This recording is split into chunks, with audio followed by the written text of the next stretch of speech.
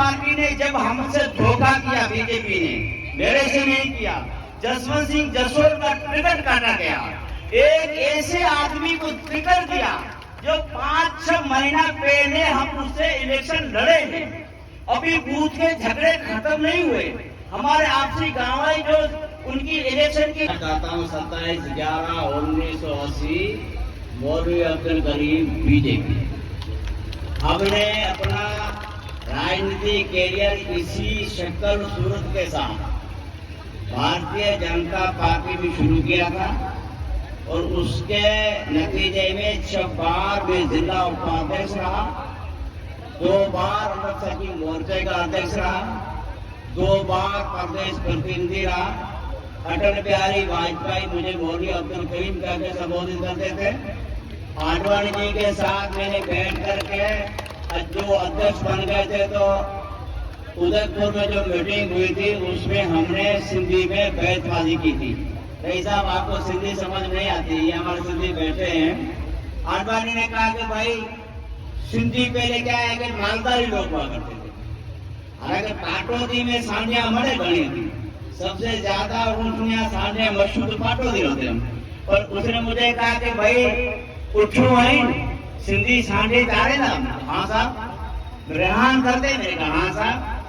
बैठबाजी करते, मैंने कहा हाँ साहब। तो एक बैठ सुनाओ।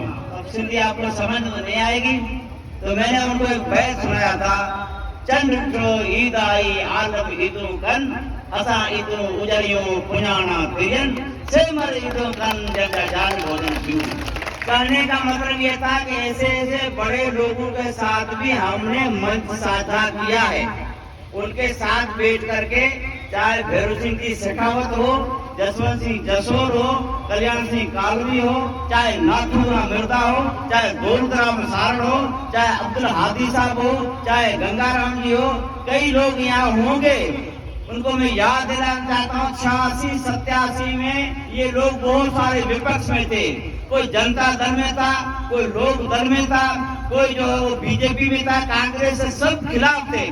उस वक्त में मेरे तिलवाड़ा में एक मीटिंग हुई थी। मेरी 23-24 साल की उम्र थी। ये सारे बड़े बड़े लोग थे। उसकी अध्यक्षता मीटिंग की मैंने की थी। ये मैं छोटा सा आपको परिचय देना चाहता हूँ।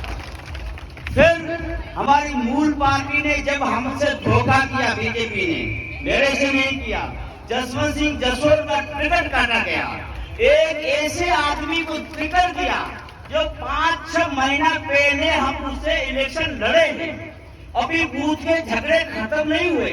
हमारे आपसी गांव जो उनकी इलेक्शन की वजह से वो कांग्रेस से लड़े थे, हमारा सामने बीजेपी से आदमी खड़ा था। वो अभी बूथ का झगड़ा, ब्याह शादी का झगड़ा मिटा नहीं था। उसी आदमी को ला करके टिकट दे करके, जसवंत सिंह को टिकट काट करके मैदान में खड़ा किया। उन्होंने आह्वान किया कि मैं मेरे घर को छोड़ के कहाँ जाऊं। हम लोगों ने साथ दिया और हम लोगों ने जो उनको निर्दलीय खड़ा किया। मगर अफसोस है हम लोगों ने ज्यादातर उनकी कदर नहीं की। इसलिए ये दिन अपने को देखने को मिले।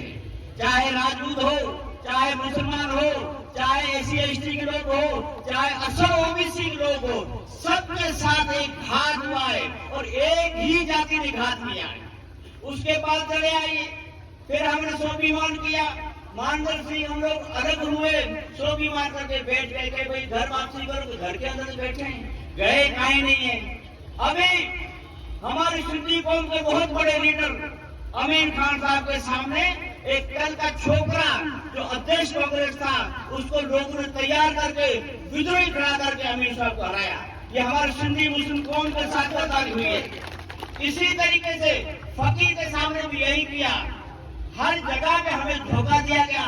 मैं मेरी कौम से आह्वान करता हूँ, या पाटोदी क्षेत्र में ज्यादा गाँव है, 50 किलोमीटर के अंदर फैले हुए हैं, जरा थोड़ा बहुत समझिए।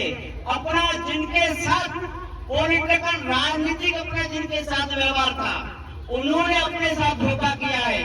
उस धोखे की भरपाई के लिए खुदा ने रविंद्र आपको दिया है। इसको आप मन ढंग से वोट दे करके जिन्होंने आपके साथ चुनी किए, जिन्होंने आपके साथ कुपत किए, उनको जवाब करना है। ये कुदरती घटना जो कि 26 साल का मिला, इसकी आपको कदर करनी है।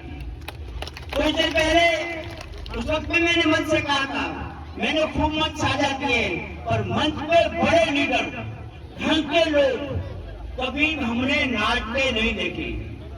एक ऐसा मंच देखा जिसमें बड़े पद के लोग नाच रहे हैं। मुझे किसी ने पूछा, मेरे बारे में मशहूर है कि मैं घोड़ू के बारे में बहुत बड़ा ख्याल रखता हूँ, मेरे बारे में मशहूर है कि हमारे वंशवादी जो है फला फला फला कहाँ जाके मिलता है, तो मैं मेरी वंशवादी को 32 पीढ़ी में जाकर के राव राजपूत में लगाता हूँ। हम राजपूत वंश से हैं, हमारा डीएनए राजपूत है, ये मैं हमें साबित करके बताता हूँ। मगर ये राग रागड़िया सुर जो लोग गाते हैं, मेरा चेहरा उस लाइन का तो नहीं है, मगर उसका भी मालिक ने, भगवान ने मुझे जो उसका भी अनुभव दिया, नॉलेज दिया है।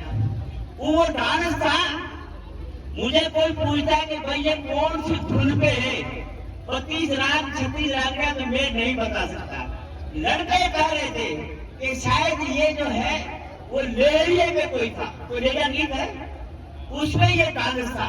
इतने बड़े लोग इस तरीके के डांस करते हैं, जबकि मंच में हमारे लोग, हमारे समाज के लोग जो बैठे थे, उनके चेहरे उतरे थे, वो फीके पड़े हुए थे कि हमारा पॉलिटिकल, हमारा राजनीतिक, हमारी विरासत सारी लोगों ने खत्म कर दी है।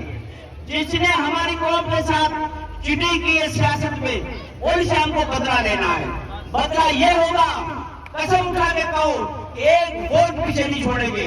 सबसे पहले खुद का वोट करेंगे, घर में एक वोट ला करके, हाथ जोड़ी करके, और माताओं बहनों से करते, खास करके राजपूत से करते, राजपूतानियों से करते कि आप वोट देने के लिए बड़े कमजोर हो, आगे पीछे होते रहते हो। अब वो युद्ध नहीं रहे, अब युद्ध जो है वो बटन दबा करके जीता है। अब ढाल तलवार का जमाना नहीं है, अब जमाना जो है फकत दिशापुरी के इशारे का है। आप पीछे मत रहो, पीछे रहोगे और आप जो है अगर मतदान डाउन रखोगे तो ये युद्ध हो सकता है कि आप कहाँ और बढ़ा जाए। इसलिए मैं, मेरी तबीयत भी ठीक नहीं है और ज्यादा बोलने का आदि भी नहीं हूँ। मैं इतना कहता हूँ, मेहरबानी करके, ये कुदरत का भी मिला, कुदरत मिला, किसी को भी इसको लाया नहीं, अपने आप आया है। आप लोगों ने मैं एक सवाल करूं कि कोई ज्योतिषी बताएगा कि कौन से पत्थर में हीरा निकलेगा? कोई नुजूमी रेसा बताएगा कि कौन से पहाड़ पत्थर में जो हीरा निकलेगा? आप बकरा से नाटे आदमी पूछोगे कि हीरा कहाँ निकलेगा, वो कहे भाई हीरो तो और तो मिलते, अचानक हीरा मिलेगा, वो ढूंढे नहीं मिलता है। तो ये हीरा आप लोगों को अचानक मिला है, इसकी कदर करो, कदर करो। मैं विश्वास के साथ कहता हूँ, मेरे नजदीक इनका काम है, यह आपके इरादे को पूरा उतरेगा, आपको धोखा नहीं देगा। उसकी वजह है कि इस पे विश्वास नौजवानों ने किया है, बड़े बच्चे हमारे में बुढ़े लोगों ने नहीं किया, नौजवान बच्चों ने विश्वास किया है, साफ पाक दिल के लोगों ने विश्वास किया है। वो विश्वास उनका पूरा उतारेंगे और उम्मीद है कि भारी भरपूर से जीतेंगे। जय हिंद।